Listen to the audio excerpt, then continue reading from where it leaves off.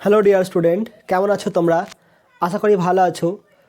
আজকে শুরু করব থার্মোডাইনামিক্সের পার্ট 3.0। জানি না এই পার্টগুলো একদম হয়তো মুখস্থ পার্ট বা থিওরিটিক্যাল পার্ট, ম্যাক্সিমামটা অনেকে হয়তো বোরিং লাগবে, কারণ এই পার্টটা আবার কেমিস্ট্রিতে করবে, একটু আলাদা রকম হবে, সেটা ব্যাখ্যা করে দিচ্ছি। তো যেমনই হোক পড়তে হবে, কারণ শেখাটা হচ্ছে মেন কাজ। দেখো এই থিওরিগুলো বলছি কি কারণ কি, এর যে এই চ্যাপ্টারটা একটু ইম্পর্ট্যান্ট চ্যাপ্টার, এটা থেকে অনেক কোশ্চেন আসে নিটে বা কম্পিটিটিভ পরীক্ষাতে, এগুলো থেকে। তো এই কনসেপ্টগুলো রাখবে, সমস্ত পয়েন্টগুলোর।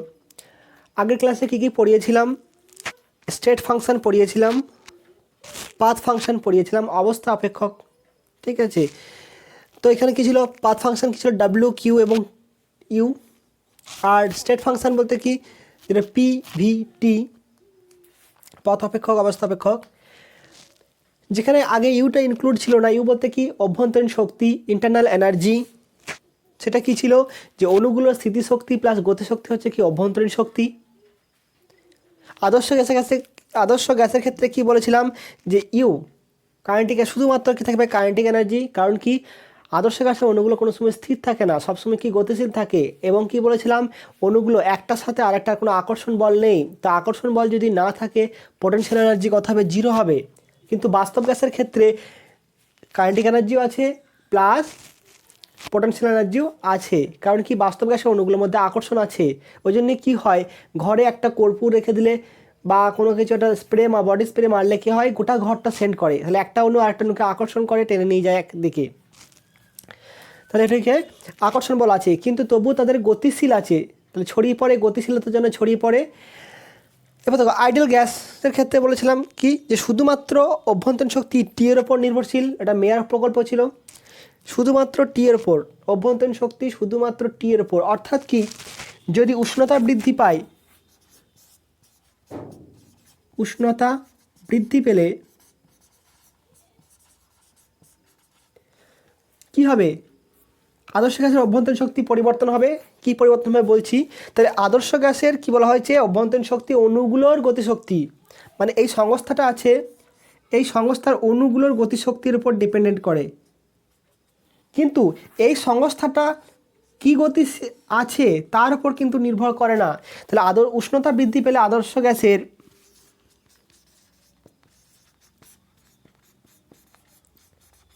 কি হয়? অণুগুলির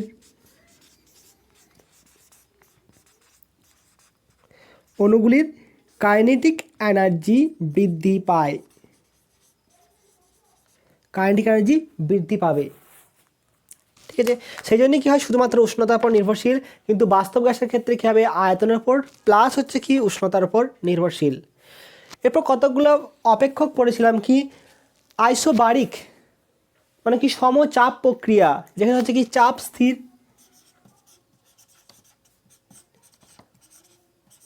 চাপ স্থির।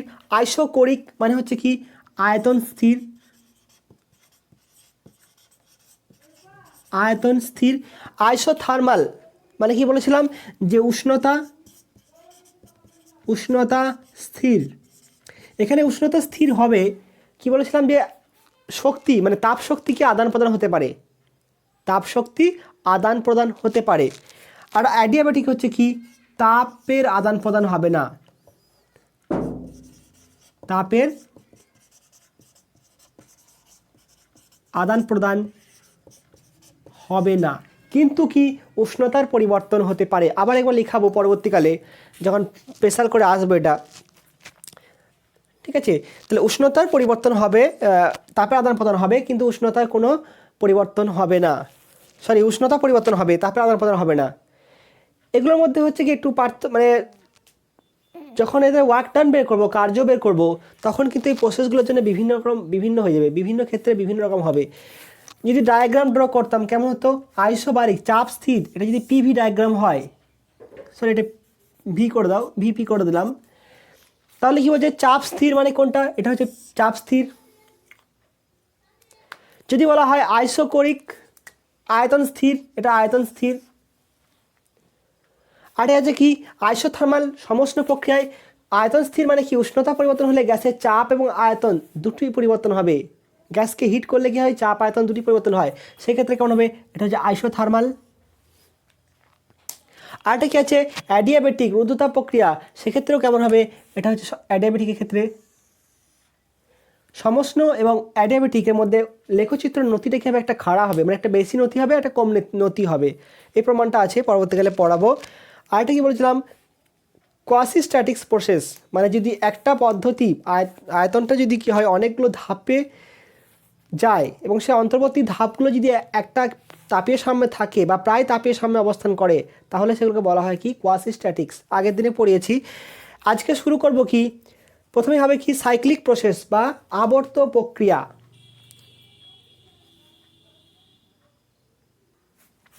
এবার হচ্ছে কি আবর্ত প্রক্রিয়া। আবর্ত প্রক্রিয়া কি, মানে যে তাপগতীয় প্রক্রিয়া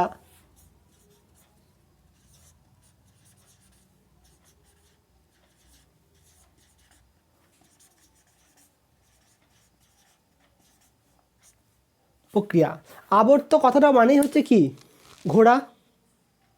তাহলে আমি যদি এখানে একটা ঘুরি, কোনো একটা পথটা এরকম হতে পারে, পথটা এরকম হতে পারে, পথটা এরকম হতে পারে, সবগুলো আবর্ত প্রক্রিয়া। মানে কি, যেদিকে জার্নি করছি আবার ঘুরে এসেছে, আবার একই পথে আসছি, একই জায়গায় ফিরে আসছে, তাহলে কী হচ্ছে, তাপগতীয় প্রক্রিয়া কয়েকটা ধাপে ধাপে গিয়ে একটা পজিশনে গেল, সেখান থেকে যদি আবার প্রাথমিক অবস্থায় ফিরে আসে, এখান থেকে গিয়ে আবার প্রাথমিক অবস্থায় ফিরে আসে, তাহলে তাকে বলা হয় কি তাপগতি আবর্ত প্রক্রিয়া।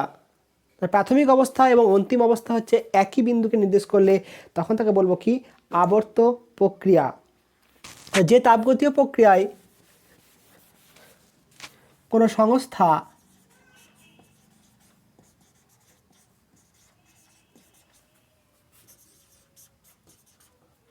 কয়েকটি তাপগতীয় প্রক্রিয়ায়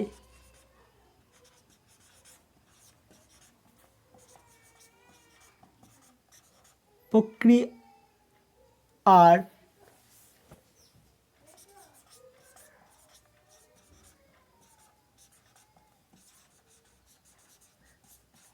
মাধ্যমে কি হয়, প্রাথমিক অবস্থানে আবার ফিরে আসে, তাই তো, মাধ্যমে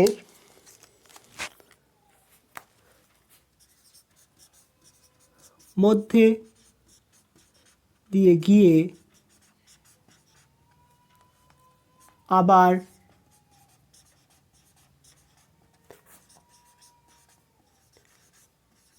প্রাথমিক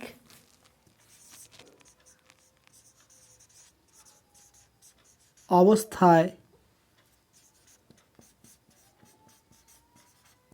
ফিরে আসে, তাকে বলা হয় আবর্ত প্রক্রিয়া।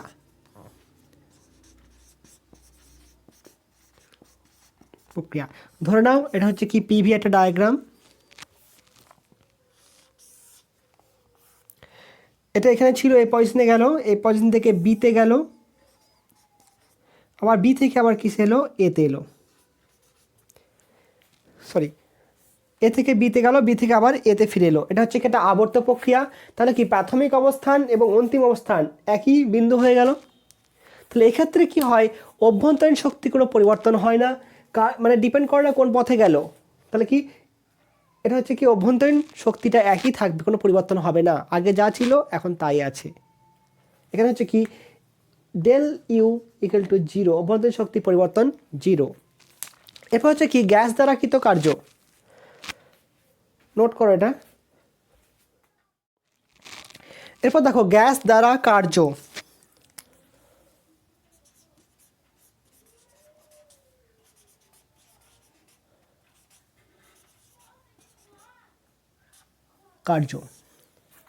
ধরে নাও এ একটা সিলিন্ডার আছে, ঠিক আছে, সেই সিলিন্ডারে একটা পিস্টন রাখা আছে, সেই পিস্টনটা কি ফ্রিভাবে মুভ করতে পারে,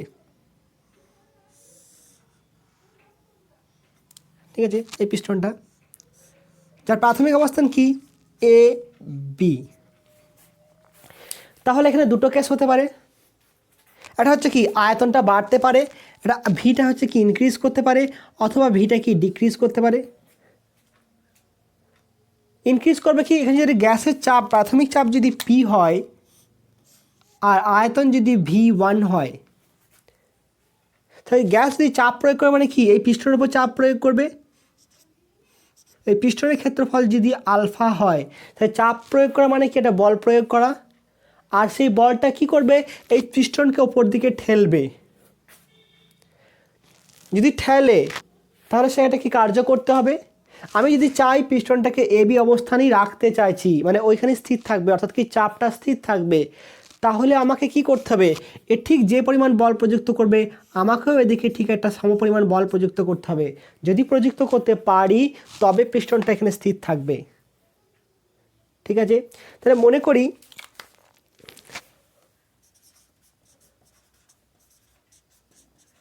গ্যাসের প্রাথমিক চাপ পি, এটাকে আমি স্থির ধরে নিলাম, এই চাপটাকে স্থির রাখবো। আয়তন V1, পিস্টনের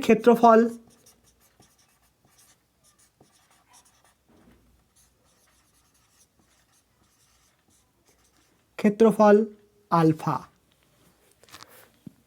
এটা ইনফিনিটি হয়ে গেছে আলফা। ঠিক আছে, তাহলে এ বি অবস্থানে পিস্টনের ওপর প্রযুক্ত বল সমান কত হবে, চাপ ইন্টু ক্ষেত্রফল।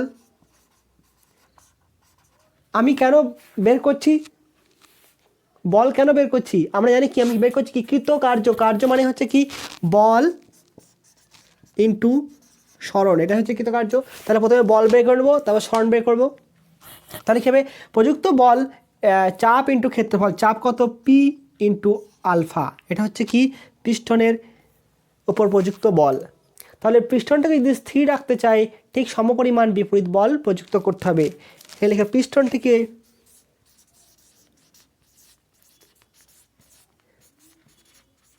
স্থির রাখতে হলে ঠিক সমপরিমাণ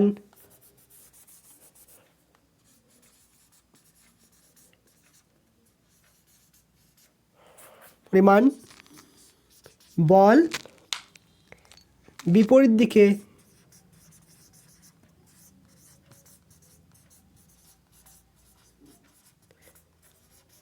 ক্রিয়া করতে হবে। এরপর দেখো, গ্যাসটাকে উষ্ণতা বাড়াচ্ছি, টেম্পারেচার ইনক্রিজ করছি, মানে কি এখানে একটা আগুন জ্বালিয়ে দিয়েছি পেছনে, তাই তো। এখানে একটা ধরো মোমবাতি রেখে দিয়েছি, মোমবাতিতে আগুন জ্বলছে, মানে মোমবাতি ঠিক নয়, এটা গ্যাস শিখা দেওয়া হয়েছে, তো তার টেম্পারেচার বাড়ানো হচ্ছে। টেম্পারেচার বাড়লে কি হবে, গ্যাসের অণুগুলি কী হবে, গতি বাড়বে। আর গ্যাসের অণুগুলি গতিশক্তি যদি বৃদ্ধি পায় তাহলে সেক্ষেত্রে কী হবে, চাপও বৃদ্ধি পাবে। চাপ বৃদ্ধি পেলে কি হবে, আমাকে এখানে লিখেছি কি পি হচ্ছে কি স্থির চাপ, মানে চাপটাকে আমি স্থির রাখতে চাই। তাহলে কী হবে, আমার পিস্টনটা সরে যাবে, কারণ অণুগুলোর গতিশক্তি বাড়া মানে কী হচ্ছে, আয়তন বাড়বে। আয়তন যদি বাড়ে আর যদি বাড়তে না দিই তাহলে চাপ বেড়ে গেল, তাই না কি। আমাদের ক্ষোভ হয়েছে, ক্ষোভটাকে যদি আমি বাড়তে না দিই, চেপে রাখি, তাহলে কী হবে, সেটা চাপ সৃষ্টি হবে, পরবর্তীকালে হয়তো ভয়ঙ্কর আকার নেবে। সেটা হচ্ছে কি বললাম, যে এখানে হচ্ছে চাপ বাড়ছে, চাপ বাড়লে কী হবে, চাপটা বেড়ে যাবে, আয়তন বাড়তে যাবে। আমি যদি আয়তনটাকে বাড়িয়ে দিই তাহলে চাপটা কী হবে, কমে যাবে, স্থির থাকবে। চাপটা স্থির রাখার জন্য কী হবে, পিস্টনটা অবস্থানটা পাল্টাবে, অর্থাৎ কি ধরে নাও অবস্থানটা শেষ কথা হলো সিডি অবস্থানে হলো, সিডি। মনে করো এর সরণ হলো কত, এক্স।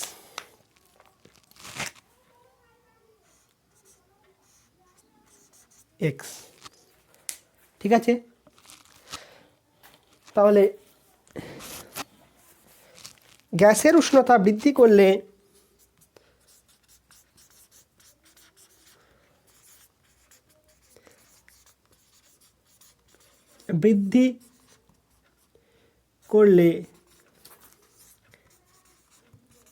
আয়তন বৃদ্ধি পায় চাপ স্থির রাখার জন্য। মনে করি আয়তন V2 হওয়ায় পিস্টনের সরণ পিস্টনের অবস্থান হয় CD তে, অর্থাৎ পিস্টনের সরণ কত? সরণ x ধরলাম। x বলতে কোনটা? CA x, অর্থাৎ কি CA সমান কত লিখতে পারি? BD সমান x, অর্থাৎ কি এতটা পরিমাণ সরণের মান হচ্ছে কত? x। তাহলে কৃতকার্য কত হবে? কৃতকার্য সমান কত? বল ইন্টু সরণ। বলের মান কত এসছে? পি আলফা ইন্টু সরণ x। ঠিক আছে, এরপর দেখো তো পি ইন্টু আলফা আছে, আলফা ইন্টু এক্স, এটা কি নির্দেশ করছে? আলফা ইন্টু এক্স কি নির্দেশ করছে? এর ক্ষেত্রফলটা নির্দেশ করছে, আয়তনটা নির্দেশ করবে কি না? আলফা বলতে কি ক্ষেত্রফল, যেমন ধরো না কি পাই আর স্কোয়ার এইচ, তাহলে এটা কী হচ্ছে? আলফা, আর এটা হচ্ছে কত? এইচ বা এক্স। তাহলে আলফা এক্সটা কি নির্দেশ করছে? যে সমান লিখতে হবে কত? পি ইন্টু আলফা এক্স, যেখানে হচ্ছে কি আলফা এক্সটা সমান পি ইন্টু আয়তন বৃদ্ধি। ঠিক আছে, বৃদ্ধি বলতে আলফা এক্স বলতে এই আয়তনটা, তাহলে এই আয়তনটা মানে কি? প্রাথমিক আয়তন ছিল এটা, অন্তিম আয়তন হয়ে যায় এটা। প্রাথমিক আয়তন ছিল এটা, অন্তিম আয়তন হচ্ছে এটা। তাহলে আলফা এক্স কোনটা নির্দেশ করছে? মাঝের অংশটাকে, মানে কি আয়তন বৃদ্ধি। সেটা কত হচ্ছে? P into V2 minus V1 আয়তন বৃদ্ধি, বা লিখতে পারি কত? P into del V. তাহলে এটা হচ্ছে কি কৃতকার্য। এখানে কি হয়েছে? চাপ স্থির, এখানে লিখতে পারো স্থির চাপে। তো স্থির চাপে কৃতকার্য কত? P into del V. লেখচিত্রটা মনে আছে? স্থির চাপ বলতে কি আইসো বারিক। তাও দেখো এখানে এটা হচ্ছে ভি আর এটা হচ্ছে পি। তো স্থির চাপ বলতে কি চাপ স্থিরে, মানে এটা লেখচিত্র।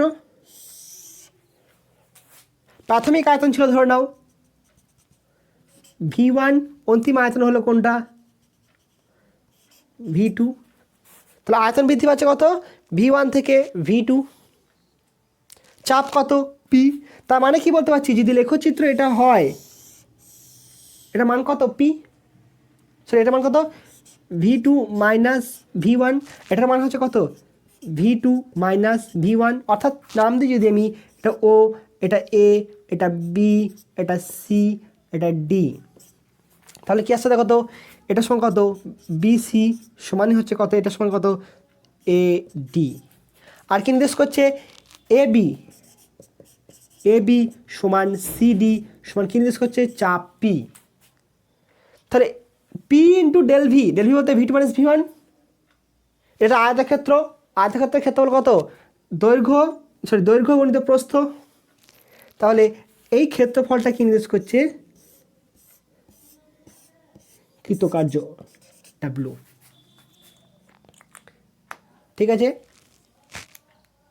তাহলে এই ক্ষেত্রফলটা কি নির্দেশ করবে? কৃতকার্য। অতএব পিভি লেখের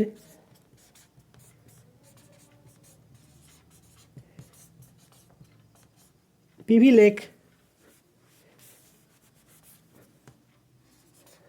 ও ভি অক্ষ দ্বারা সীমাবদ্ধ অঞ্চলের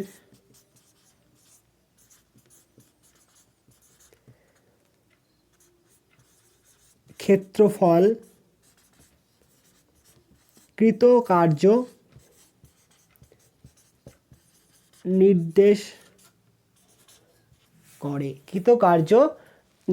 করে। ঠিক আছে, নোট করে নাও এটা।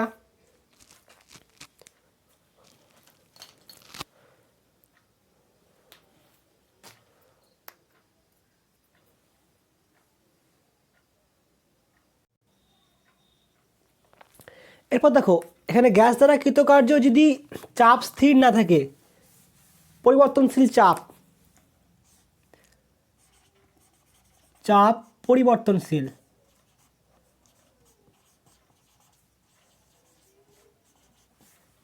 যখনই চাপ পরিবর্তনশীল হবে এই লেখচিত্রটা পাল্টে যাবে। কেমন হবে? এরকম হয়ে যাবে। তার মানে কি, এটা হচ্ছে কি প্রাথমিক আয়তন V1, এটা হচ্ছে অন্তিম আয়তন V2। এর প্রত্যেকটা বিন্দুতে চাপ হচ্ছে কি আলাদা।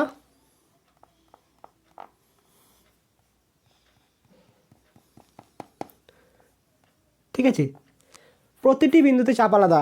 সেক্ষেত্রে কি করতে হয়, আমি একটা জিনিস জেনে গেছি কি, যে কৃতকার্য কত হবে এই লেখচিত্র দ্বারা সীমাবদ্ধ ক্ষেত্রফলটা। তাহলে এখানেও কি হবে, এই লেখচিত্র দ্বারা সীমাবদ্ধ অঞ্চলটার ক্ষেত্রফলটাই হবে কি কৃতকার্য, অর্থাৎ কি এটাই হবে কি কৃতকার্যের পরিমাণ।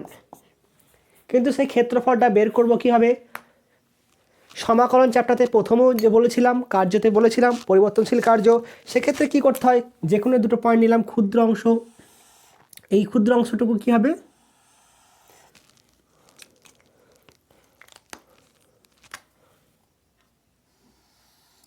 এই ক্ষুদ্র অংশটা একটা আয়তক্ষেত্রের মধ্যে হবে, খুবই অল্প অংশ বাদ যাবে। তাহলে এটা হচ্ছে কত, ডেল ভি বা ডিভি যদি হয়, এর করসপন্ডিং চাপ কত পি। তাহলে এটা ক্ষেত্রফল কত হবে পি ডি ভি। তাহলে কৃতকার্য কত হবে W equal to integration of আয়তন কোথায় V1 থেকে V2 বা V initial to V final P D V. এটা হচ্ছে কি পরিবর্তনশীল চাপের জন্য কৃতকার্য।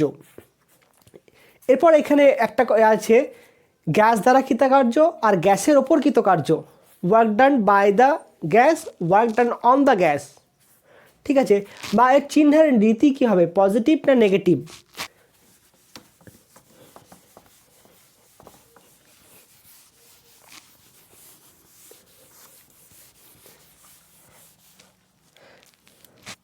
একটা কি হচ্ছে ওয়ার্ক ডান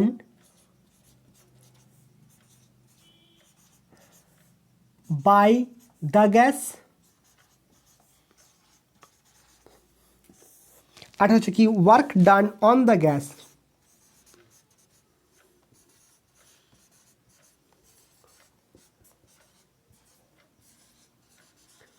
গ্যাস একটা পিস্টন আছে, সরি গ্যাসের সিলিন্ডার আছে, চৌ নেওয়া হলো সেই পিস্টনটা, এটা পিস্টন। তাহলে গ্যাসের ওপর কার্য করা মানে কি, গ্যাসটাকে যদি আমি সংকুচিত করি, এটাকে পিস্টন থেকে এদিকে নামাই, অর্থাৎ কি V final less than V initial. তার মানে কি প্রাথমিক আয়তনটা কী ছিল, বেশি ছিল, অন্তিম আয়তনটা কম হলো, অর্থাৎ এই পিস্টনটা এদিকে নেমে অবস্থান হলো কোন জায়গাতে, এই জায়গাতে, অর্থাৎ কি আয়তন সংকোচন। তখন কী হচ্ছে, গ্যাসকে জোর করে সংকুচিত করা হচ্ছে, গ্যাসের ওপর কার্য করা হচ্ছে, তাহলে হচ্ছে কি এটা আয়তন সংকোচন। সংকোচন সময় গ্যাসের উপর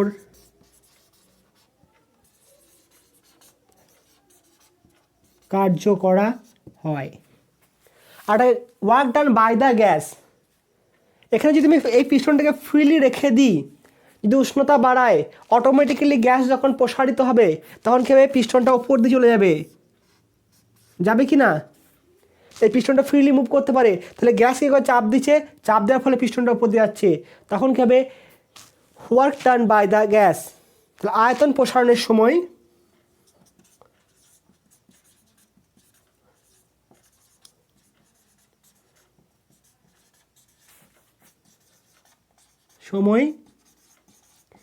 গ্যাস দ্বারা কৃতকার্য হয়। এটা হচ্ছে নর্মালি, আমি পিস্টনটা এমনি টানতে পারি, নর্মালি হচ্ছে কি সংকোচন করতে গেলে আমাকে এই চাপ প্রয়োগ করতে হবে, ওপর থেকে চাপ প্রয়োগ করে গ্যাসের ওপর কার্য করতে হবে। আর যদি আমি পিস্টনটাকে দেখি যে মানে আয়তনটাকে সংকুচিত করতে চাই, তাহলে তাপ দিলেই অটোমেটিক্যালি সংকুচিত হবে।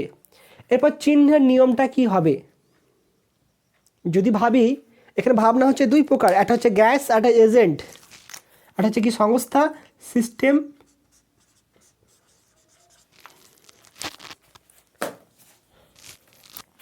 সিস্টেম, আর এটা হচ্ছে এজেন্ট। সিস্টেম,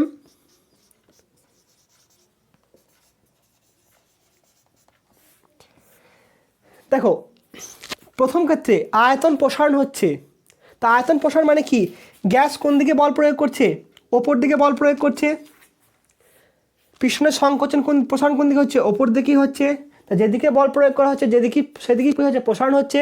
তাহলে এক্ষেত্রে কী হবে, পজিটিভ। এখানে দেখো সংকোচনের সময় যখন গ্যাসটাকে সংকুচিত করছি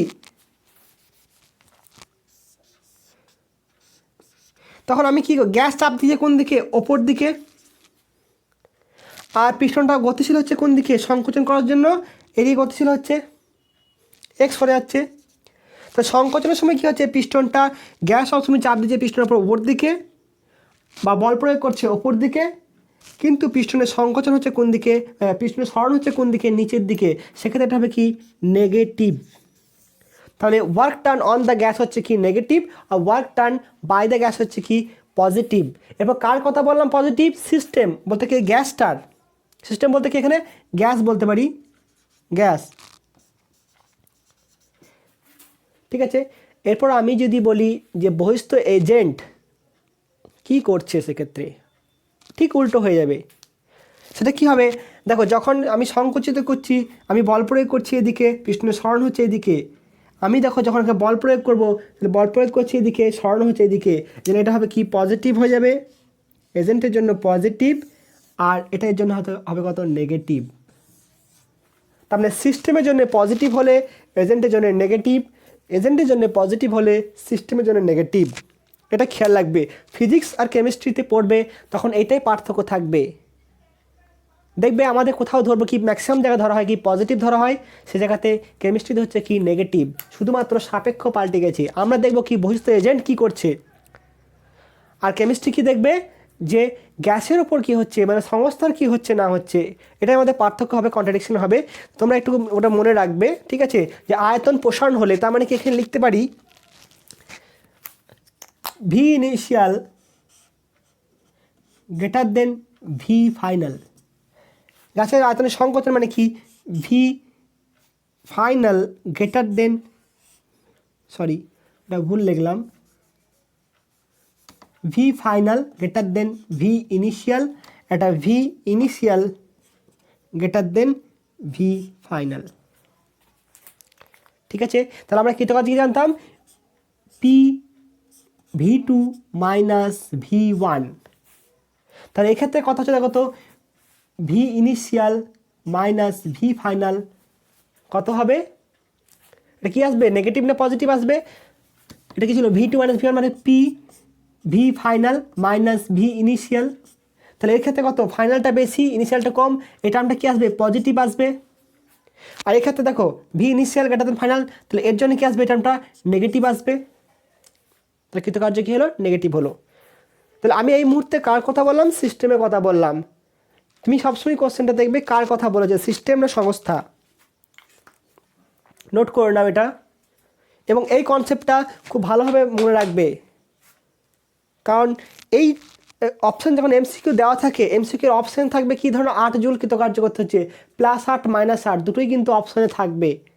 তোমাকে ওটা বেছে নিতে হবে যে কি হচ্ছে, work done by the gas না on the gas, by the gas না অন দ্য গ্যাস।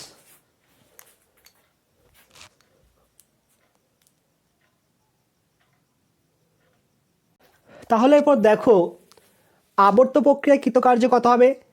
প্রথম আবর্ত পদ্ধতি ধরে নাও সম আয়তন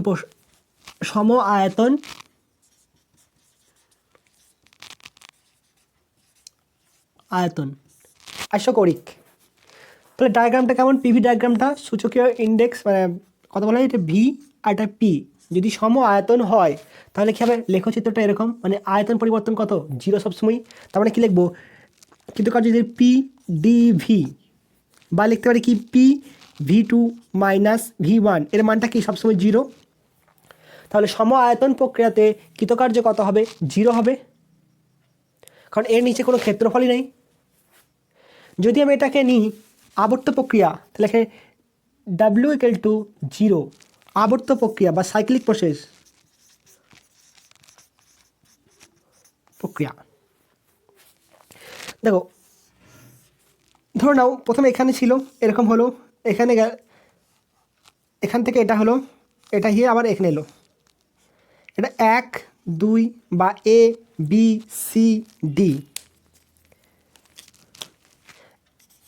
A B C D। তাহলে এখানে কৃতকার্য কত হবে? ধরো না এটা হচ্ছে কত, এটা ম্যাথ দিয়ে দিলাম 2 আর এটা হচ্ছে 4 আয়তন মিটার কিউব, আর এটা হচ্ছে কত 26 এটা নিউটন পার মিটার স্কোয়ার। তাহলে দেখো যদি পিভি ডায়াগ্রাম অঙ্কন করি, ধরো এটা আবর্ত প্রক্রিয়া একটা, এটা এখান থেকে গেল এতটা, তারপর এখান থেকে এখানে ফিরে এলো এ বি, তাহলে কৃতকার্য কেমন হবে? প্রথমে হচ্ছে ধরে নিচ্ছি আমি কোনটা এ বি, এ থেকে বিতে গেল, তাহলে এ থেকে বিতে যদি যায় এর নিচে ক্ষেত্রফল কোনটা? এটা ক্ষেত্রফল। তাহলে এটা যদি সংকোচন হয় অপরটা কী হবে? প্রসারণ হবে। বা এটা যদি প্রসারণ হয় অপরটা কী হবে? সংকোচন। এখানে প্রসারণ বলতে কি আয়তন ভি থেকে V2 যাচ্ছে, মানে কি V1 greater than V2 greater than V1, মানে আয়তন কী হচ্ছে? প্রসারণ হচ্ছে। তাহলে প্রসারণ হতে কৃতকার্য কত? এটা যদি পজিটিভ হয় তাহলে এখান থেকে যখন এখানে আসছে তখন কী হবে? কৃতকার্যটা নেগেটিভ হবে, তার আলটিমেট কত হবে? বিয়োগফল হবে। তাহলে এর কৃতকার্য বের করলাম। এরপর হচ্ছে কি যদি এখান থেকে এখানে আসবে তখন কৃতকার্য কত হবে? তখন কত হবে? এই ক্ষেত্রফলটা, এর নিচের ক্ষেত্রফলটা, দুটো বিয়োগ করলে পড়ে থাকবে কোনটা? শুধুমাত্র এই চক্রটা যতটা আছে ওর ক্ষেত্রফলটাই হবে কৃতকার্যের পরিমাপ, এই চক্রটা ক্ষেত্রফল। ঠিক এখানে দেখো অঙ্কটাতে এখানে কৃতকার্যের মান কত হবে? W সমান কত? তাহলে দেখো প্রথমে এ থেকে বিতে গেছে, কি হয়েছে? আয়তন বৃদ্ধি পেয়েছে। কত আয়তন বৃদ্ধি পেয়েছে? 2 থেকে 4 হয়েছে। এখানে দেখো কি হয়েছে? বি থেকে সিতে গেছে, এটা কি সম আয়তনিক প্রসেস, আইসোকরিক প্রসেস। তাহলে এখানে হচ্ছে কি আয়তন স্থির, মানে কি কৃতকার্য, এর জন্য কৃতকার্য W2=0। এখানে কত হবে? ডাব্লুটা থাকবে, এর জন্য কত হবে? W4=0 হবে, কারণ এটা হচ্ছে কি আয়তন স্থির। তাহলে আলটিমেট কী হবে? যে এই চক্রটার মানে এর ক্ষেত্রফলটাই হবে কি কৃতকার্যের পরিমাপ। অর্থাৎ কৃতকার্য সমান কত হবে? কৃতকার্য সমান দেখো ক্ষেত্রফল কত হবে আয়তক্ষেত্রের? V2 মাইনাস V1, এর ক্ষেত্রফল কত আছে? 2 - 4 P2 মাইনাস P1, এটা হচ্ছে ক্ষেত্রফল। আমি ক্ষেত্রফল বের করছি, কোনো ইকুয়েশন নয়। তাহলে কত আসছে এখানে? 4 - 2 4 - 2 × 6 - 2 2 × 4 = 8 জুল। ঠিক আছে, এর কৃতকার্য হচ্ছে কত? 8 জুল। এরপর এটা কৃতকার্যটা পজিটিভ হবে না নেগেটিভ হবে? যদি গ্যাস দ্বারা কৃতকার্য ধরা হয়, মানে গ্যাস কত কার্য করছে দেখো, প্রথমে সংকোচন হচ্ছে, তাহলে এটা কি পজিটিভ। তারপরে হচ্ছে কি প্রথমে প্রসারণ হচ্ছে, প্রসারণ এক্সপানশন, এটা হচ্ছে কি এক্সপানশন, আর হচ্ছে কি সংকোচন কন্ডেনশন। তো এটা যখন সংকোচন হচ্ছে তখন এর ক্ষেত্রফলটা কি বেশি, এর ক্ষেত্রফলটা কম, নেগেটিভ কার্যটা বেশি, পজিটিভ কার্যটা কম। তাহলে বুঝে নাও এর আলটিমেট কী হবে, চিহ্ন কী হবে? চিহ্ন না দেওয়া থাকলে শুধু কার্য বললে এর ক্ষেত্রফলটা বের করে দেবে। শুধু কার্যের মানটা হচ্ছে কোনটা? 8 জুল। এখানে কোনো চিহ্ন আমি ইউজ করলাম না। যদি কার্যটা এরকম হতো সাইক্লিক প্রসেসে,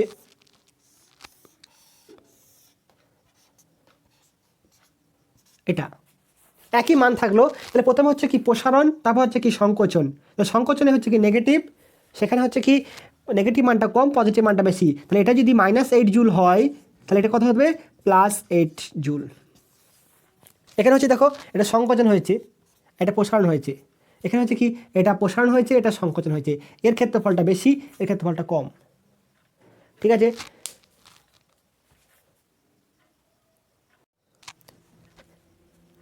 এরপর দেখো first law of thermodynamics. Mainly হচ্ছে কি যদি ফার্স্ট ল বলতে চাই তাহলে কোনটা? যে কার্য এবং তাপের মধ্যে একটা সম্পর্ক, যেমন যেটা জুলের সূত্র ছিল ওটাই হচ্ছে কি ফার্স্ট ল বলতে পারি। কেমন সেটা? যে কার্য এবং তাপ হচ্ছে পরস্পর সমানুপাতিক। আর তোমরা শূন্যতমের সূত্রটা তো পড়েছো জিরোথ ল, যেখানে কি বলেছিল যে ধরো এ একটা সংস্থা, এখানে হচ্ছে বি অপর একটা সংস্থা আর সি অপর একটা সংস্থা। যদি বি এবং এ পরস্পর তাপীয় সাম্যে থাকে, তাপীয় সাম্য বলতে কি এদের তাপের কোনো আদান প্রদান হবে না, এবং সি এ তাপীয় সাম্যে থাকে, তাহলে কি হবে বি ও সি তাপীয় সাম্যে থাকবে। তাহলে এর সাথে এ বন্ধুত্ব হলে এর সাথে এ বন্ধু যদি হয় তাহলে এর জন্য বন্ধুত্ব হবে, এটা কিন্তু আমাদের এখন কোনো বলতে পারি না। কারণ হচ্ছে কি এর সাথে এর বন্ধু থাকলে এর সাথে এর বন্ধু থাকতে পারে, কিন্তু এর জন্য শত্রু হতে পারে। কিন্তু এখানে হচ্ছে কি মানে তাপের সূত্রটা হচ্ছে কি না, এর সাথে এ সাম্যাবস্থায় থাকলেও এর সাথে এ সাম্যাবস্থায় থাকলে অবশ্যই এরা দুজন কি থাকবে, তাপীয় সাম্যে থাকবে। ঠিক আছে, এটা ছিল কি জিরোথ ল, মানে কি এটা অনেক পরে আবিষ্কার হয়েছিল বলে এটাকে জিরোতে ঢোকানো হয়েছে। এবার ফার্স্ট লটা কী ছিল যে ডাব্লিউ প্রপোর্শনাল টু এইচ আমরা পড়েছিলাম। ঠিক আছে, সেটাকে আরও পরবর্তীকালে ক্লসিয়াস তার বিবৃতিটা মানে ফার্স্ট লটাকে আরও ভালোভাবে ব্যাখ্যা করেছেন। আমরা ক্লসিয়াসের বিবৃতিটা পড়ব। দেখো কোনো একটা সংস্থা, একটা সংস্থা আছে, এখানে কি আছে অসংখ্য অণু আছে। ঠিক আছে, যদি আদর্শ গ্যাসই হয়, এটা একটা পিস্টনের মধ্যে আছে, পিস্টন আছে ধরে নাও, তাহলে এখানে যদি আমি হিট দিই, এনার্জি দিই, হিট তাপ সরবরাহ করলাম, কিউ পরিমাণ তাপ দিলাম, তাপ দিলে কি হবে আমরা কি জানি গ্যাসের অণুগুলো কি আছে, গতিশক্তি আছে, অণুগুলোর কাইনেটিক এনার্জি আছে। যখনই তাপ বৃদ্ধি করব তখন কী হবে, কাইনেটিক এনার্জি ইনক্রিজ করবে। তাহলে কাইনেটিক এনার্জি ইনক্রিজ করা মানে হচ্ছে কি ইন্টারনাল এনার্জি, অভ্যন্তরীণ শক্তি বৃদ্ধি পাবে। কারণ কি অভ্যন্তরীণ শক্তি হচ্ছে কি U equal to kinetic energy plus potential energy. আদর্শ গ্যাস নিলে তো এর মানটা তো জিরো হয়ে গেল, বাঁচলো কি শুধু কাইনেটিক এনার্জি। তাহলে হিট বাড়ালে কী হবে, তাপ দিলে কী হবে, এটার কাইনেটিক এনার্জি বাড়বে গ্যাসগুলোর, আর কাইনেটিক এনার্জি বাড়া মানে হচ্ছে কি অভ্যন্তরীণ শক্তি ইনক্রিজ করবে। আর ঠিক আছে, এরপর দেখো গ্যাসের চাপ বাড়ছে, যদি পিস্টনটা ফ্রিলি যদি মুভ করতে পারে তাহলে কী হবে, প্রসারণ হবে, পিস্টনটাকেও চেপে ধরে নেয়। তো যখনই তাপ বাড়াচ্ছ গ্যাসের আয়তন বাড়ছে, গ্যাসের অণুগুলো গতিশক্তি বাড়ছে, অভ্যন্তরীণ শক্তি বাড়ছে, তার সাথে সাথে কী হবে এই পিস্টনটা ওপর দিকে ঠেলবে। ঠিক আছে, বেলুনকে যদি হিট করা হয় তো সেটা ফেটে যায়, চাপ বেড়ে যায়, তাই তো, তাহলে আয়তনটা বৃদ্ধি পাচ্ছে। তাহলে এই আয়তন বৃদ্ধি হতে কি করে, একটা কৃতকার্য হবে। তাহলে এই তাপটা কমভাবে ব্যবহৃত হচ্ছে দুভাবে, একটা হচ্ছে কি অভ্যন্তরীণ শক্তিকে ইনক্রিজ করছে, আর একটা কী করছে কার্য করছে। ক্লসিয়াস এটাই বলছে যে বাহ্যিক কার্য করতে সক্ষম এরকম কোনো সংস্থাকে তাপ দিলে সেই সংস্থার অভ্যন্তরীণ শক্তি বৃদ্ধি, আচ্ছা তাপ দিলে সেই শোষিত তাপটা কী হবে, সংস্থার অভ্যন্তরীণ শক্তি বৃদ্ধি এবং কৃতকার্যের সমষ্টির সাথে সমান। অর্থাৎ কি এই কিউ একটা হচ্ছে তাপটা হচ্ছে একটা শক্তি, সেই শক্তিটা হচ্ছে কি অভ্যন্তরীণ শক্তি বৃদ্ধি করছে ডেল ইউ, প্লাস কি করছে কৃতকার্য করছে ডাব্লিউ। ঠিক আছে, এটাই হচ্ছে তাপগতিবিদ্যার প্রথম সূত্র, ক্লসিয়াসের বিবৃতি। আমি লিখে নিচ্ছি। তাহলে কি হলো, বাহ্যিক কার্য করতে সক্ষম এরকম কোনো সংস্থাকে তাপ দিলে সংস্থা কর্তৃক শোষিত তাপ কি হবে, অভ্যন্তরীণ শক্তি বৃদ্ধি এবং কৃতকার্যের সমষ্টির সাথে সমান। যদি এখানে কি মনে করি একটি সংস্থাকে কিউ পরিমাণ তাপ দেওয়া হলো, কিউ পরিমাণ তাপ দিলাম, ধরে নাও প্রাথমিক অভ্যন্তরীণ শক্তি হচ্ছে কত U1, প্রাথমিক অভ্যন্তরীণ শক্তি U1 থেকে বৃদ্ধি পেয়ে U2 হয় এবং সংস্থা কর্তৃক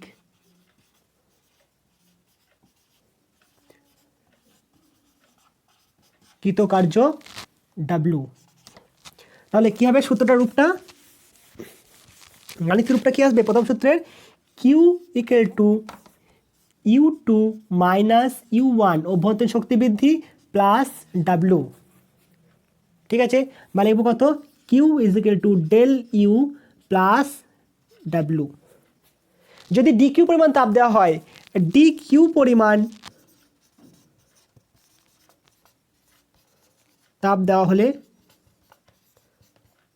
খুব অল্প পরিমাণ তাপ দিলে কী হবে, অভ্যন্তরীণ শক্তি খুবই অল্প পরিমাণ বৃদ্ধি হবে এবং কার্যটাও কী হবে, খুব অল্প পরিমাণ হবে। সেক্ষেত্রে লিখব কি, d Q equal to d U plus d W. এখানে ডি ডাব্লু মানটা হতে পারে কি, ডি ডাব্লু হবে কত, পি ডি ভি।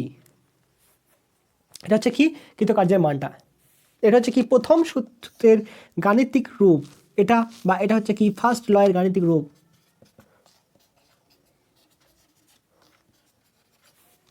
এটা হচ্ছে কার বিবৃতি ছিল, ক্লসিয়াসের বিবৃতি। ঠিক আছে, নোট করো।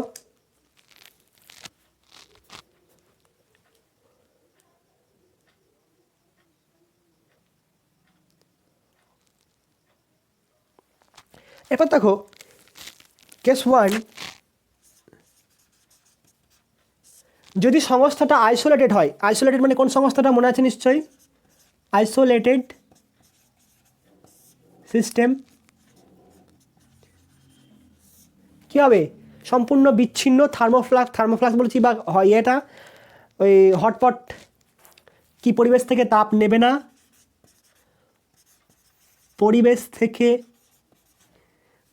পরিবেশের সাথে কথাটা সুবিধা হবে, পরিবেশের সাথে তাপ ও পদার্থের আদান প্রদান হবে না।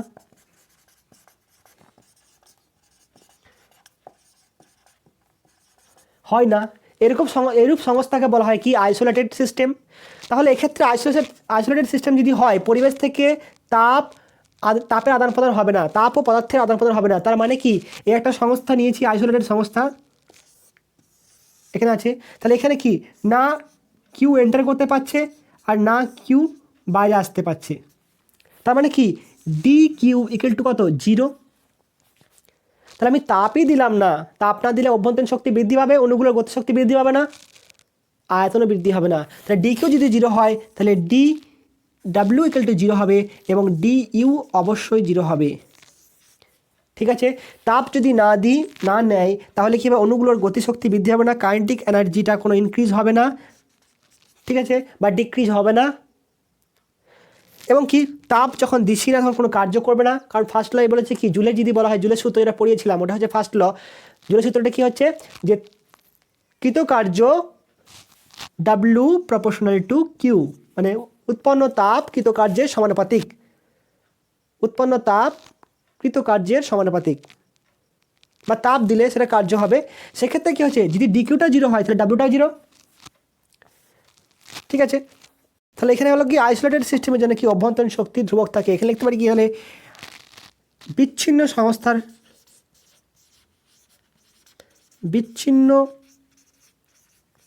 সংস্থার অভ্যন্তরীণ শক্তির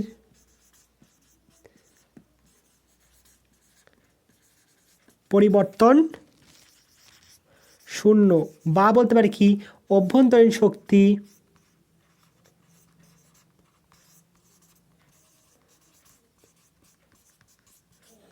ধ্রুবক। অভ্যন্তরীণ শক্তি ধ্রুবক মানে হচ্ছে কি পরিবর্তনটা শূন্য হবে। ঠিক আছে,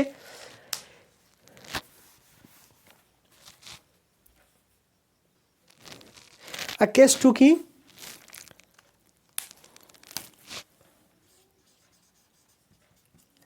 আমি এরকম একটা সংস্থা নিলাম যেটা হচ্ছে কি পারিপার্শ্বিক থেকে বিচ্ছিন্ন নয়। ঠিক আছে, তাহলে আমার য টাকা ইনকাম ত টাকা যদি খরচা হয়ে যায় তাহলে কি হবে, সেক্ষেত্রে কোনো সঞ্চয় বাঁচবে না।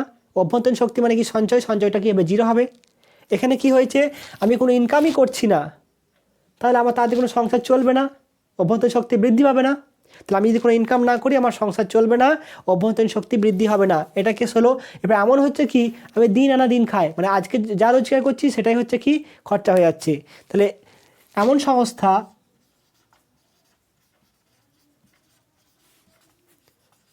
যদি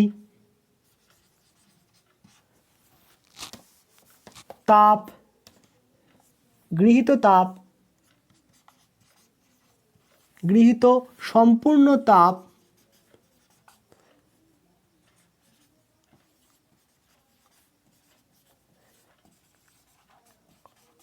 কৃতকার্যের জন্য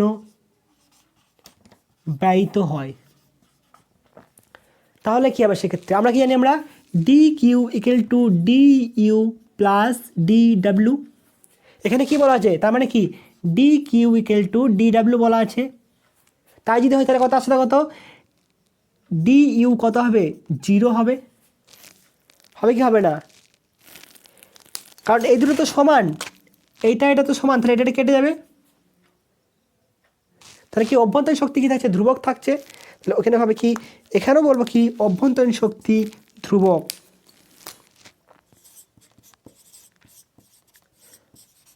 অভ্যন্তরীণ শক্তি ধ্রুবক, অভ্যন্তরীণ শক্তি ধ্রুবক। যদি আবর্ত প্রক্রিয়া হয়, আবর্ত প্রক্রিয়া যদি হয় তাহলে সেক্ষেত্রে কী হবে, আবর্ত প্রক্রিয়ার ক্ষেত্রে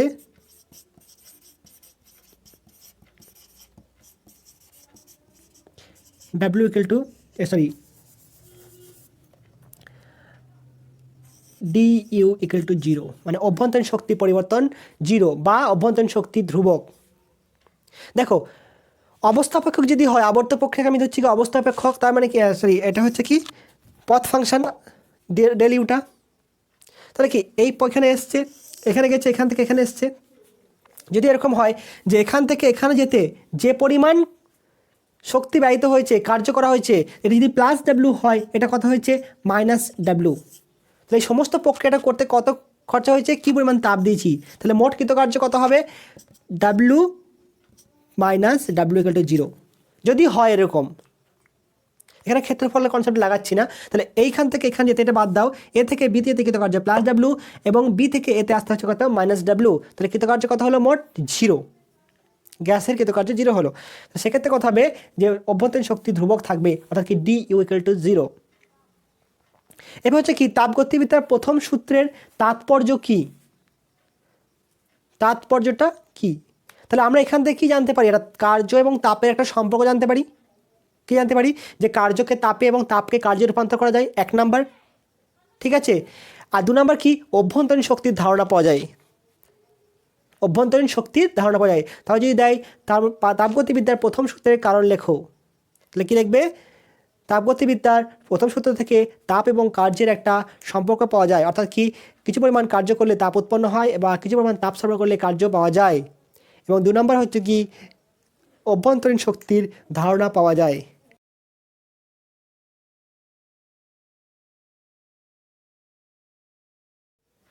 এবার দেখো significance of first law of thermodynamics. ঠিক আছে, তাহলে কি বললাম যে 1 নম্বর কি এই সূত্র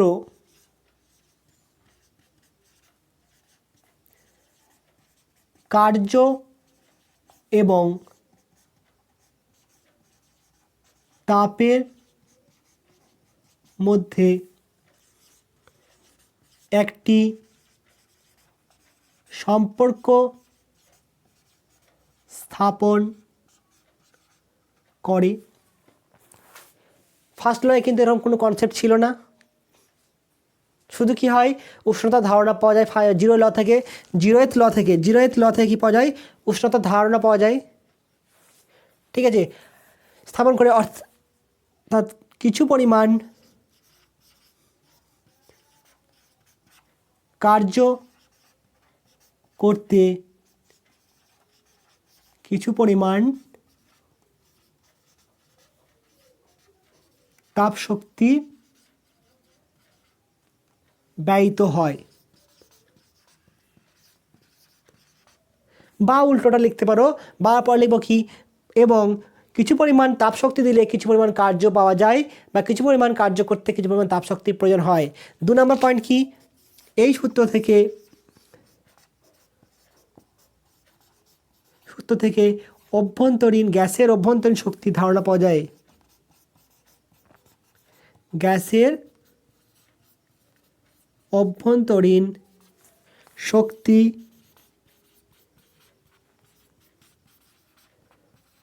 ধারণা পাওয়া যায়। এই দুটো পয়েন্ট লিখবে তাহলেই হবে। ঠিক আছে,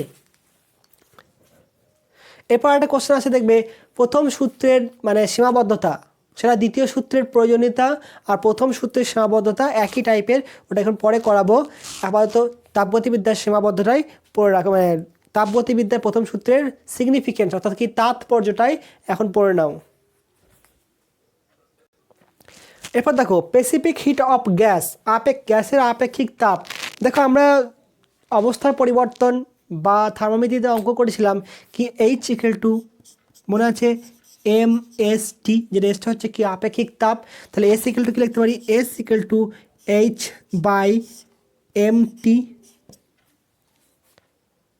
তার মানে এটা কি m গ্রাম,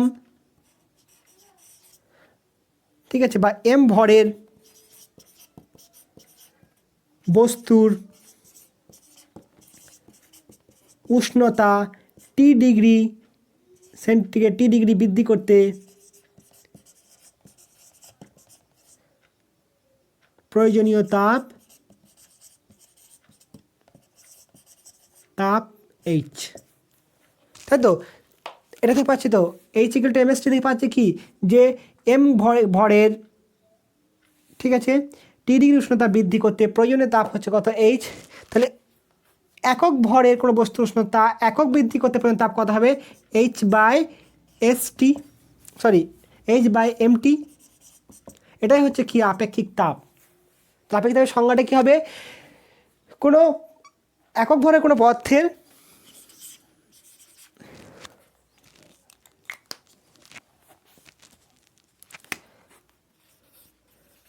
একক ভরের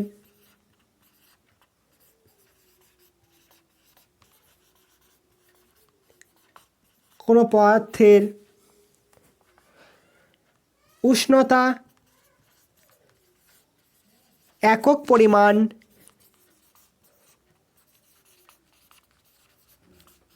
বৃদ্ধি করতে যে পরিমাণ তাপ লাগে তাকে বলা হয় আপেক্ষিক তাপ। ঠিক আছে, এটা কি শুধুমাত্র গ্যাসের ক্ষেত্রে প্রযোজ্য, কঠিন এবং তরলের ক্ষেত্রে প্রযোজ্য। এটি কঠিন ও তরলের ক্ষেত্রেও প্রযোজ্য।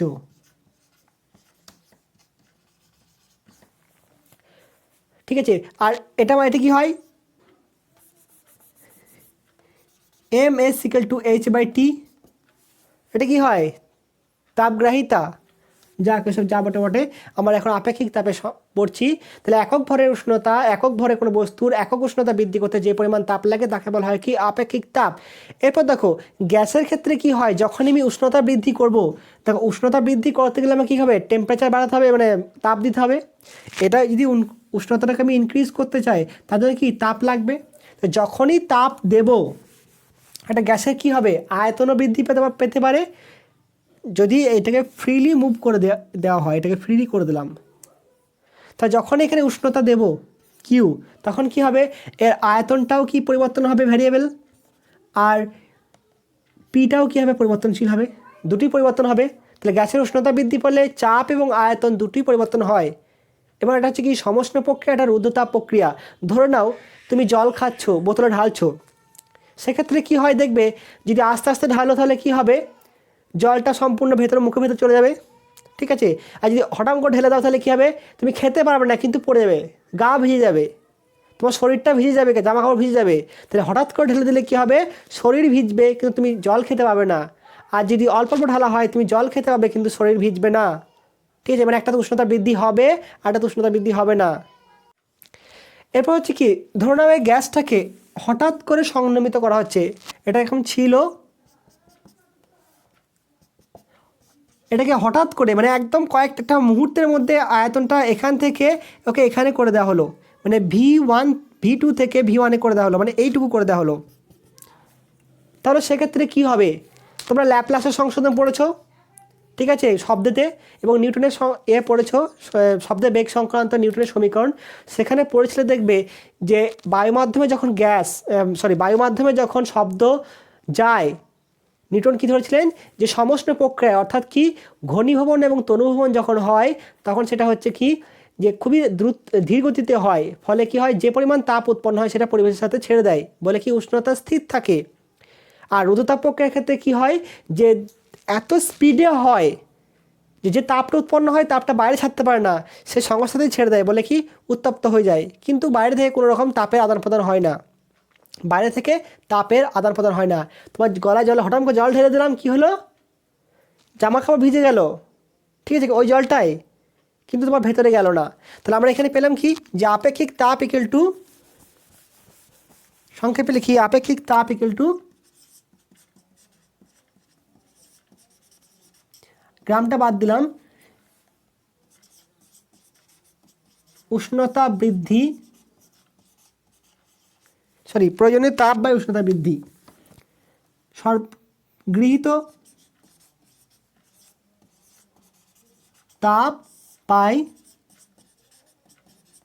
উষ্ণতা বৃদ্ধি। তাহলে গ্যাসের ক্ষেত্রে কি বললাম, গ্যাসের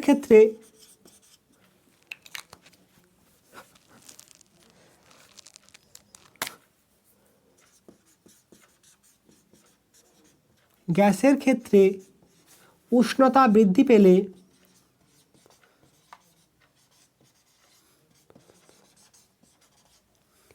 আয়তন ও চাপ দুটি পরিবর্তন হয়।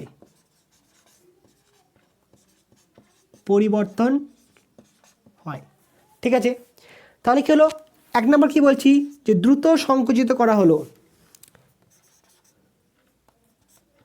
দ্রুত সংকুচিত। তাহলে দ্রুত সংকুচিত যদি করা হয় তাহলে কি গ্যাসের ওপর কাজ করা হচ্ছে, work done on the gas, তখন কি এবার তাপ উৎপন্ন হবে, সেই তাপটা কি করবে গ্যাসের মধ্যেই ছেড়ে দেবে। তাহলে আমি যখন এটা কি বললাম যে এটাকে দ্রুত আমি সংকুচিত করে দিচ্ছি, দ্রুত এরকম করলাম, সংকুচিত করলাম, যে পরিমাণ তাপ উৎপন্ন হলো সেই কিউটা হচ্ছে কি এখানেই ছেড়ে দিচ্ছে। তাহলে এখানে যদি ছেড়ে দেওয়া হয় তাহলে কি এবার টেম্পারেচারটা ইনক্রিজ হবে, উষ্ণতা বৃদ্ধি পাবে। তাহলে এই উষ্ণতা বৃদ্ধি পেলে বাইরে থেকে কোনো তাপ সরবরাহ হচ্ছে কি, তাহলে দ্রুত সংকুচিত হলে কী হবে, বাইরে থেকে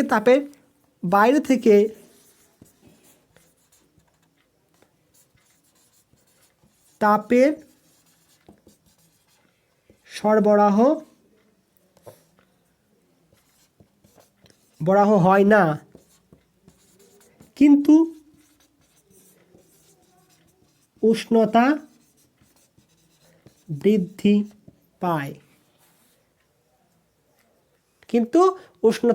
পায়, সেক্ষেত্রে দেখো তাহলে গৃহীত তাপ কত হবে, কিউ ইকুয়াল টু 0, টেম্পারেচারটা বৃদ্ধি পাচ্ছে, তাহলে আপেক্ষিক তাপ কত আসছে, আপেক্ষিক তাপ এখানে হচ্ছে কি গৃহীত তাপ বাই হচ্ছে কি উষ্ণতা বৃদ্ধি। তাহলে গৃহীত তাপের মানটা কত, 0 বাই উষ্ণতা বৃদ্ধি,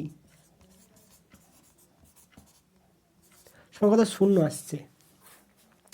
তাহলে হঠাৎ করে সংকুচিত করলে আপেক্ষিক তাপ কত হচ্ছে, 0 হচ্ছে। আর যদি প্রসারিত করা হয়, প্রসারিত এমনভাবে করলাম যাতে কি হচ্ছে যে পরিমাণ তাপের প্রয়োজন হচ্ছে, দেখো এটা নোট করো, তাও দেখাচ্ছি।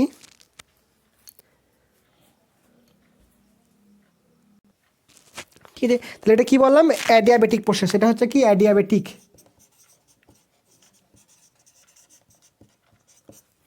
আর যদি তুমি সমষ্ণ প্রক্রিয়া নাও আইসোথার্মালের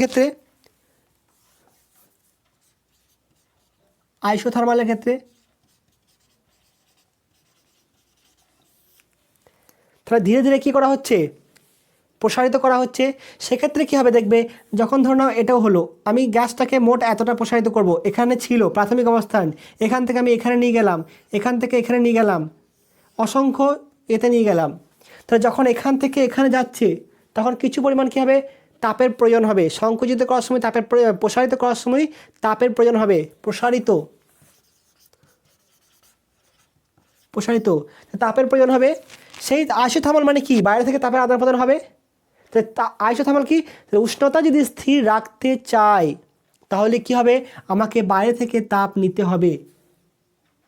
প্রথমে ইনিশিয়ালি কি হবে, যখন এখান থেকে এখানে সব প্রসারণ ঘটাবো তখন কি হবে, কিছু পরিমাণ কার্য করতে যে পরিমাণ তাপের প্রয়োজন ছিল সেটা গ্যাস থেকেই নিয়ে নিল, এখান থেকে নিয়ে নেবে। তাহলে এখান থেকে যদি নিয়ে নেয় এই টেম্পারেচার থেকে, তাহলে এটা কী হবে, টেম্পারেচারটা ডিক্রিজ হবে। আর সেটাকে আবার একই অবস্থায় ফিরিয়ে আনতে কী করতে হবে, বাইরে থেকে টেম্পারেচার আবার ইনক্লুড করতে হবে, তবে ওখানে কি উষ্ণতা সমান থাকবে। তাহলে আবার এখান থেকে যখন এখানে গেল তখন আবার কী হবে, কিছু পরিমাণ তাপের প্রয়োজন হবে। সেই তাপটা কোথা থেকে নেবে, গ্যাস থেকে নিয়ে নিল। তাহলে গ্যাসটা কী হলো, ঠান্ডা হয়ে গেল। ওখানে গ্যাসটা গরম হয়ে গেছিলো, এখানে গ্যাসটা ঠান্ডা হয়ে গেল। যদি আমি উষ্ণতাকে স্থির রাখতে চাই তাহলে আবার কী হবে, বাইরে থেকে টেম্পারেচারটা ঢুকবে। তাহলে এখানে হচ্ছে কি, উষ্ণতা স্থির। তাহলে এখানে কি হচ্ছে, কিছুই হয় নাই, শুধু খালি কি হচ্ছে দেখো,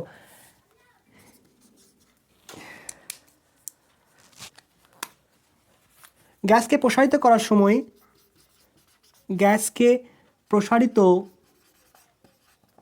করার সময় প্রয়োজনীয় তাপশক্তি গ্যাস থেকে শোষণ করায় কি হবে, গ্যাসটি শীতল হয়ে যায়। গ্যাসটি স্পেলিং চেক করবে, শীতল হয়ে যায় এবং উষ্ণতা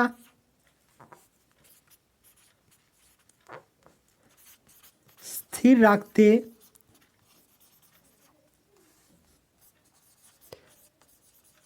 বাইরে থেকে তাপ সংগ্রহ করা হয়। তাহলে এমতো অবস্থায় আপেক্ষিক তাপ কত হবে, দেখো উষ্ণতা স্থির, তার মানে কি বাইরে থেকে তাপের সংগ্রহ হয়, তার মানে কি গৃহীত তাপ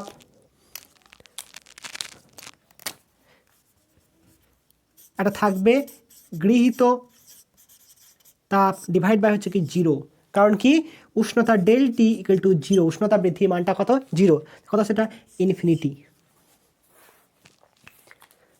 তাহলে দেখছো আয়তন এবং চাপ দুটো পরিবর্তন হয়ে যাচ্ছে সংকুচিত প্রসারণ করার সময়। তা দুটো যদি পরিবর্তন হয়ে যায় সেক্ষেত্রে আপেক্ষিক তাপটা কত, 0 থেকে কত যাচ্ছে, অসীম পর্যন্ত হয়ে যাচ্ছে, 0 থেকে অসীম পর্যন্ত হবে। তাহলে আয়তন এবং চাপ দুটোই যদি পরিবর্তন হয় সেক্ষেত্রে আপেক্ষিক তাপ হচ্ছে কি অসীম পর্যন্ত হয়, 0 থেকে অসীম পর্যন্ত। সেই জন্য কী করা হয়, গ্যাসের দুটো আপেক্ষিক তাপ নেওয়া হয়, একটা হচ্ছে কি স্থির চাপে আর একটা হচ্ছে স্থির আয়তনে, একটা স্থির চাপে আর একটা স্থির আয়তনে। কোশ্চেনটা মাঝে মাঝে দেয়, নোট করে এখনই কোশ্চেনটা, যে গ্যাসের দুই প্রকার আপেক্ষিক তাপ থাকে কেন, কি লিখবে, গ্যাসের ক্ষেত্রে উষ্ণতা বৃদ্ধি পেলে আয়তন স্পেলিংটা ভুল লিখেছিলাম, তাই তো, আয়তন ও চাপ দুই পরিবর্তন হয়, ঠিক আছে। তাহলে এবং এর জন্য কি হয়, এটা ক্যালকুলেশন দেখানোর দরকার নাই, আপেক্ষিক তাপের মান কত হয়, 0 থেকে ইনফিনিটি পর্যন্ত হয়। তাই যে কোনো একটা আয়তন বা চাপকে স্থির না করে দিলে আপেক্ষিক তাপ কত হয়, 0 থেকে অসীম পর্যন্ত হয়। তার জন্য কি হয়, গ্যাসের দুই প্রকার আপেক্ষিক তাপ, একটা হচ্ছে স্থির আয়তনে আর হচ্ছে স্থির চাপে, ঠিক আছে। এবার দেখো একটা হচ্ছে কি স্থির আয়তনে আপেক্ষিক তাপ আর হচ্ছে স্থির চাপে। স্থির আয়তনে কি হবে, একই রকম সংজ্ঞাটা সবই একই হবে, খালি লাগাবো কি স্থির আয়তনে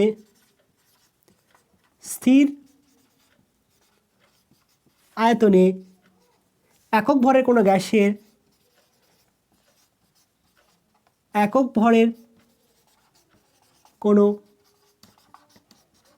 গ্যাসের একক উষ্ণতা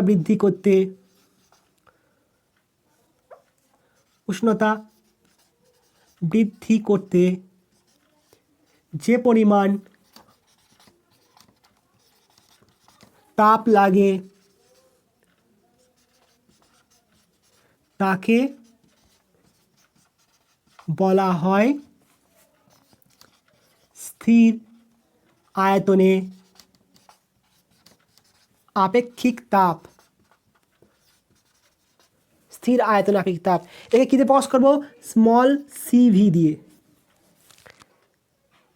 গ্যাসের মোলার আপেক্ষিক তাপ কত? এম ধরা হয়, আপেক্ষিক মানে ভর এম, ঠিক আছে। যদি গ্যাসের আণবিক ভর ক্যাপিটাল এম হয় তাহলে কত হবে? সি ভি, ক্যাপিটাল সি মানে বড় করে লিখবে, capital C V equal to হবে কি? M C V, C V. অর্থাৎ কি এটা হচ্ছে কি 1 গ্রামের জন্যে, তাহলে এম গ্রামের জন্য কত হবে? 1 গ্রামের জন্য হচ্ছে কত? স্মল সিভি, তাহলে এম গ্রামের জন্য কত হবে? সেটা হচ্ছে কত? Capital CV. এখানে ভিটা কি নির্দেশ করে? Constant volume. ভিটা নির্দেশ করে কি? Constant volume. তাহলে সিপি করলে কি হবে? কনস্ট্যান্ট প্রেসার, ঠিক আছে। এবার দেখো স্থির,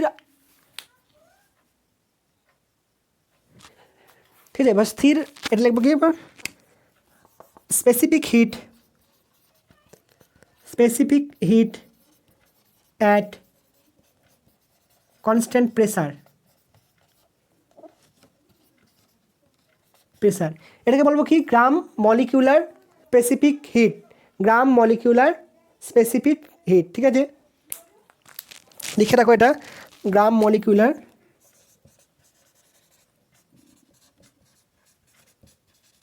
স্পেসিফিক হিট। তাহলে এর সংজ্ঞাটা কী হবে? সে একই রকম সংজ্ঞা হবে, শুধু কী হবে? স্থির আয়তন জায়গায় কী হবে? স্থির চাপ হবে, তাই তো। বাকি সব একই, শুধু সংজ্ঞাটা কী হবে? স্থির আয়তন জায়গায় চাপ হবে। স্থির চাপে একক ভরে কোনো গ্যাসের উষ্ণতা বৃদ্ধি করতে যে পরিমাণ তাপ লাগে তাকে বলা হয় কি? স্থির চাপে আপেক্ষিক তাপ। একে কী দিয়ে প্রকাশ করা হয়? আমি সংজ্ঞাটা লিখছি না, সংজ্ঞাটা এটা লিখে নেবে, শুধু চাপ করে দেবে। স্থির চাপে, তারপর যা আছে এখান থেকে একদম চলে আসবে। দেখে প্রকাশ করবো কি? স্মল সিভি দিয়ে। আর কথা হবে গ্রাম মলিকিউলার, কথা হবে gram molecular specific heat at constant pressure. কথা হবে capital C P equal to M into capital small C V, ঠিক আছে। তাহলে এই স্মলটা কি বললাম? স্মল সিভিটা 1 গ্রামের জন্য। তাহলে আণবিক ভর যদি এম হয় তাহলে এম গ্রামের জন্য কত হবে? সেটা হচ্ছে ক্যাপিটাল সিপি। ক্যাপিটাল সিপি আর capital small CP, capital CV আর স্মল সিভি, এগুলো কিন্তু ভালো করে খেয়াল রাখবে। অঙ্কের ক্ষেত্রে দেয় কোনটা নির্ণয় করতে দিয়েছে, অঙ্ক করাবো তখন দেখবে, সেটা ভালো করে খেয়াল রাখবে। তাহলে এর ইউনিটটা কী হবে? এরপর ইউনিটটা কী হবে? ইউনিট তাও কী লিখেছিলাম? S equal to H by M T, তাই তো। তাহলে এইচ বাই যদি এম টি হয় তাহলে এককটা কী হবে? এইচ একক কি? সিজিএসে calorie, gram, centigrade, CGS calorie, gram inverse, centigrade inverse, ঠিক আছে। এটা হচ্ছে কি একক, চাই এটা হোক আর চাই এটা হোক, মানে স্থির আয়তনে হোক বা স্থির চাপে হোক, সবারই একক কী হবে? একই হবে। আর এসআই কী লিখবো? এটা ডিগ্রি সেন্টিগ্রেড দাও। এসআই কী লিখবো? এসআই ক্যালোরি কী হবে? জুল, গ্রামটা কী হবে? কেজি ইনভার্স, সেন্টিগ্রেড কী হবে? Kelvin inverse. এটা হচ্ছে কত? এসআই, আর এটা হচ্ছে সিজিএস। এরপর যদি তোমাদের বলি মাত্রা কত হবে, মাত্রা তোমরা নির্ণয় করে দেখবে তো কত হয়। ডাইমেনশন